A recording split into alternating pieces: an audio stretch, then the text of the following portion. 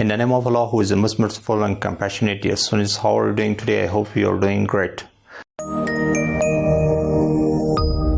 زموږ د ملاتړ لپاره د بیګم اکاډمیک چینل لزان سره سبسکرایب کړئ، بیا د شرنګنۍ تڼۍ کېکاږئ ترڅو زموږ ټولو درسي ویډیوګانو ته لاسرسی ولرئ او له هغو څخه برخمن شئ. Welcome to our today's lesson from Grade 10 English book, Unit 5, Lesson 3, pages 58 and 59. د لوی څښتن تعالی په نامه ګران زده کوونکو څنګه یې؟ هیله ده چې روغ او جوړ اوسئ.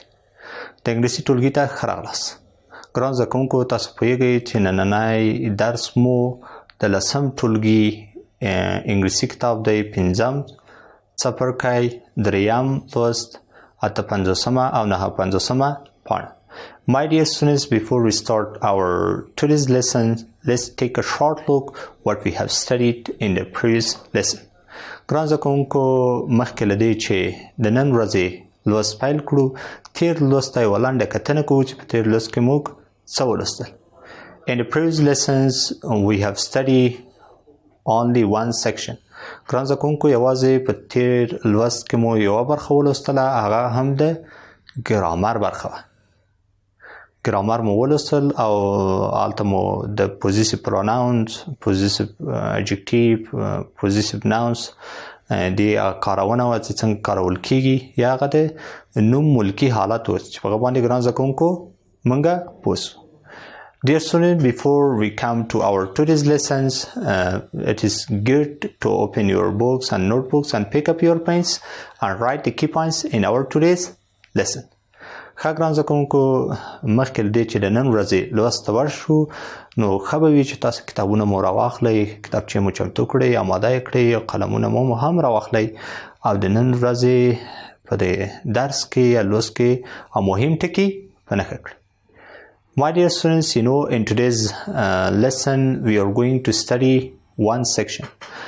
ښه ګران زده کوونکو نن ورځې په لوست کې به یوه برخه لولو، هغه هم د کومه برخه ده؟ ریډینګ، د لوستلو برخه ده. ښه ګران زده کوونکو راځئ چې ورسو په لوستلو برخه کې موږ څه لرو؟ ریډینګ، د لوستلو برخه. افغان کرنسي، افغاني کرنسي یا اسعار، یا افغاني کرنسي یا اسعار. Before 1891, the people of Afghanistan used to use silver rupees with copper fallals and gold mohr as the currency of Afghanistan. لن 1891 زیږدیز کال مخکې د افغانستان خلکو د مسو فالوس یا فلز نه او د سرو زرو مهر څخه جوړه شوې روپۍ د افغانستان د اسعارو په توګه کارولې. In 1891, a new currency was introduced based on the Kabuli rupee. په 1891 زیږدیز کال کې د کابلي روپۍ پر نوم نوي اسعار معرفي شو، یعنې په دې نوم نوي اسعار یا روپۍ څه شوې؟ معرفي شوې. The rupee was subdivided into 60 paisa and each of 10 dinar. دا روپۍ چې په 60 پیسو او هر یو 10 دیناره وویشل شوې. Other denominations issue include the Shahi of 5 paisa and the Sanar of 10, the Abbasi of 20 paisa and the Qiran of 30 paisa and the Tela and later the Amani of both of 10 rupee. په نورو خپره شویو پیسو کې د 5 پیسو شاهي، د 10 پیسو سنار، د 20 پیسو عباسی، د 150 پیسو قران او طلا او وروسته امانۍ پیسې یا روپۍ شاملې وي چې دواړه 10 روپۍ وي. ښه ګران زده کوونکو دغه برخه مو لوستلی، ادامې ته ورځو چې په ادامه کې څه راغلي. The first Afghani was introduced by the government of Afghanistan in 1925. replacing the Afghan rupee. لومړنۍ افغانۍ د افغانستان د دولت لخوا نه په 1925 زیږدیز کال کې د روپۍ پر ځای معرفي شوې. In addition to being subdivided into 100 pool, 20 Afghani were equal to 1 Amani. سربیره پر دې چې په 100 پولو وویشل شوې او 100 افغانۍ یوه امانی روپیو سره یا امانۍ سره څه مساوي وي. The Afghani initially contained 9 grams of silver. په لومړي سر کې د افغانۍ 9 ګرامه نقره درلوده. یعنې سپین زرې درلودل.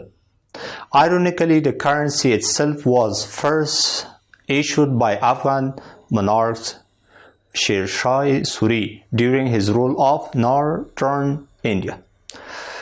په زړه پورې خبره خو دا ده چې په خپله د اثار لومړی د افغان یعنې د افغانستان لومړي پاچا شیرشاه سوري لخوا نه کله چې دی د هند پر شمال باندې واکمن و دغه روپۍ یا دغه بانکنوټونه کرنسي څه شوې صادرې شولې یا صادرې کړه شوې. ښه ګران زده کوونکو ادامې ته ورځو چې په ادامه کې څه ویلي دي. Between 1925 and 1928, treasury notes were introduced in denomination of 5, 10 and 50 Afghanis. د 1925 او تر 1928 زیږدیز کلونو ترمنځ دغو کلونو ترمنځ د خزانې نوټونه د 15 لسو او 50 افغانیو په نومونو د څه معرفي شو. ښه دلته بیا ګران زده کوونکي ادامه کې څه in 1963 220 and 100 Afghani notes were added. او په 1946 زیږدیز کال کې 2 او 100 افغانۍ نوټونه اضافه شول. دغه نوټونه وروسته له 1946 کال څخه اضافه شول. The Bank of Afghanistan took over paper money production in 1939. د افغانستان بانک په 1939 زیږدیز کال کې د کاغذي پیسو تولید په غاړه واخیست. And issuing notes for 2, 5, 10, 20, 50, 100, 500 and 1000 Afghanis. او د 2 15 لسو 500 سلو 500 او 0 افغانۍ نوټونه صادر کړل. ښه ګران زده کوونکو ورځو ادامه په بله برخه کې دلته څه دي. The 2 and 5 Afghani notes were replaced by coins in 1958. د 2 او 15 افغانۍ نوټونه په 1958 زیږدیز کال کې په سکې بدل شول. In 1993 10,000 Afghani notes were introduced. ښه په 1993 کال کې د 15,000 او 10,000 افغانۍ نوټونه معرفي شول. Between October 7, 2002 and January 2, 2003 a new Afghani was introduced. د 2002 کال د اکتوبر د 1 او د 2003 کال د جنوري تر 2 نیټې پورې نوې افغانۍ معرفي شوې. The new Afghani replaced the previous Afghani at the rate of 1,000 to the new Afghani. نوې افغانۍ د پخوانۍ افغانۍ پر ځای پر 0 افغانۍ بدل شوې. And it was valued at 43 Afghani to the USA dollars. او د امریکایي ډالرو پر وړاندې 3 افغانۍ ارزښت درلود.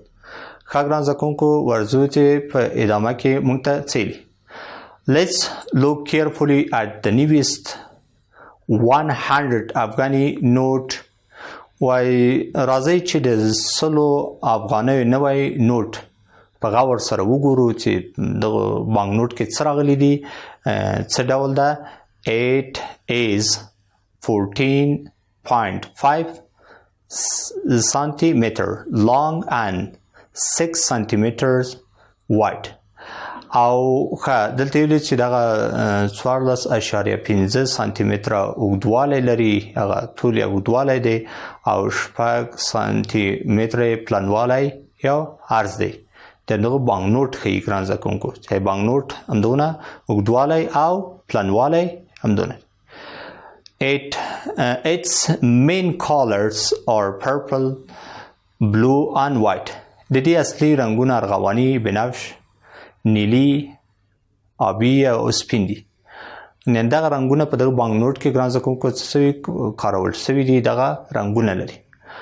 On the front there is a picture of Polikushti mosque in the right side and picture of Mirwais Nika grave in secret in the left.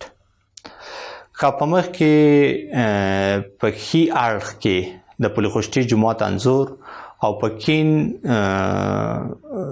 یا اړخ کې د میرویس نیکه د قبر انځور داسې ډېر نه ښکاري، یعنې پټ راغلی. هلته څه راغلی؟ پټ راغلی. دغه انځور یې صحیح نه ښکاري. ښه ګران زده کوونکو په دې برخه کې مو دا ولوست. ورځو دغه بلې برخه کې څه دي؟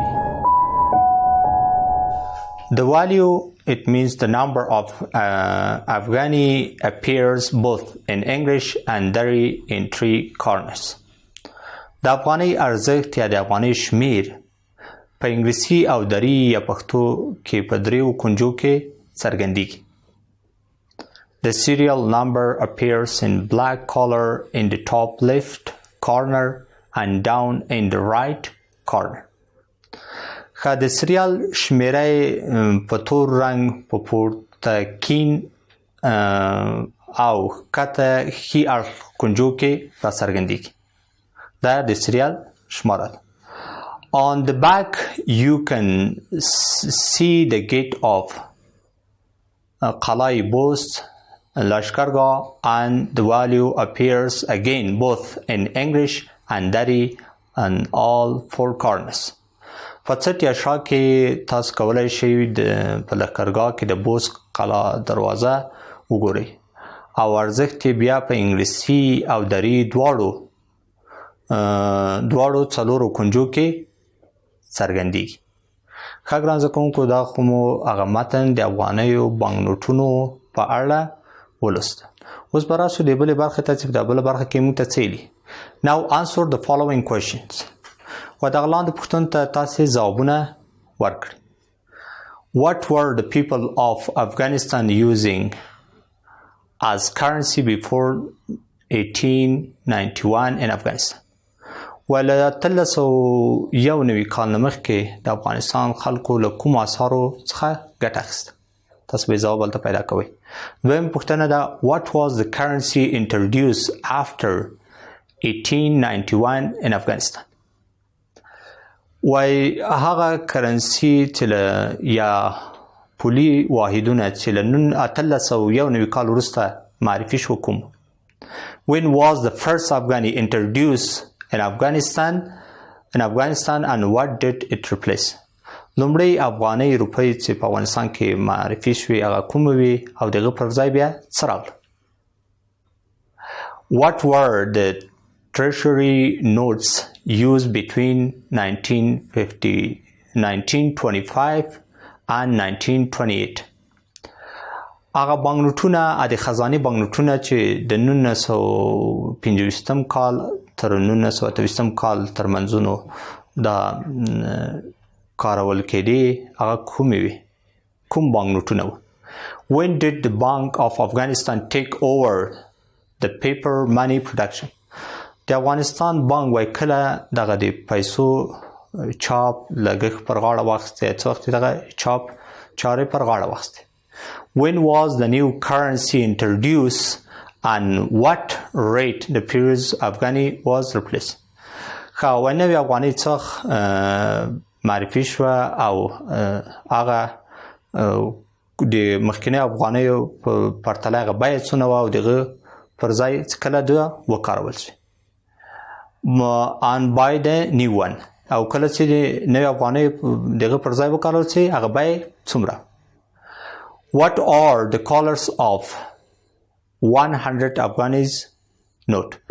هغه د 100 افغانۍ بانکنوټ چې دغه رنګ په څه ډول دی؟ ښه ګران زده کوونکو دغه پوښتنو ته به تاسې په سمه توګه ځوابونه ورکوي او دا له متن نه ځوابونه ورته پیدا کولی شئ. My dear students, in today's lesson we have studied one section reading. ښه ګران زده کوونکو یوه برخه مو ولوستله په درس کې درس مو راټول کړ چې هغه د بانکنوټونو په اړه وه. هغه هم هغه برخه چې شوه د ریډینګ یا لوستلو برخه وه چې دا مو ولوستله او د بانکنوټونو په اړه وه چې بانکنوټونه په افغانستان کې څه وخت چاپ شوي او څه وخت معرفي شوي او دغه پر ځای کوم بانکنوټونه راغلي قیمتونه یې څومره وه او له څه شي څخه جوړ شوي دا مو ټول ولوستل. ښه ګران زده کوونکو وربشو د درس وروستۍ برخې ته. هیر مو نشي دلته کورنۍ دنده لري. کورنۍ دنده ډېر مهمه ده باید ترسره کړئ. کورنۍ دنده کې موږ ته څه write the reading passage of 58 and 59.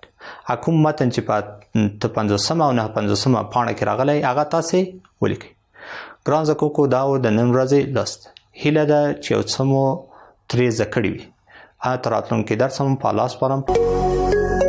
د بل درس له پیل وړاندې لنډه دمه اخلو.